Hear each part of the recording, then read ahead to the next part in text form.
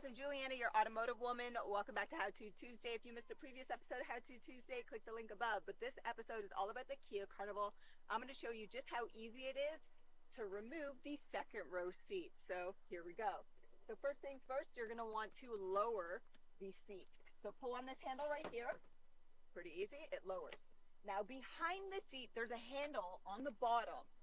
Okay, give it a good tug. So now as you can see, the seat is removable, just like that. Now here's my first suggestion for you. If you have back issues, make sure you get some help because these seats are easily 50 pounds. Removing the middle section is just a little bit different, but still really easy.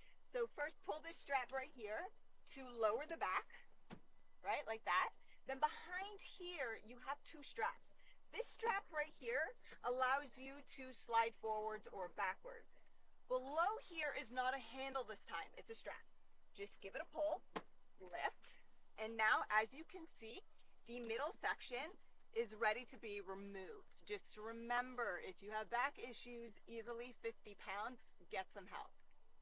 Removing the right side seat is the exact same way as the left side seat.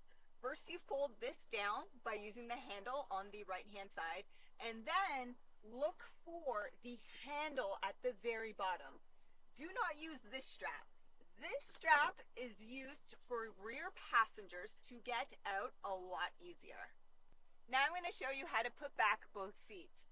So first, get some help putting the seat back in, and then you have to look for the white slots. Then, as soon as you have them in the white slots, simply drop and you listen to it click. Easy.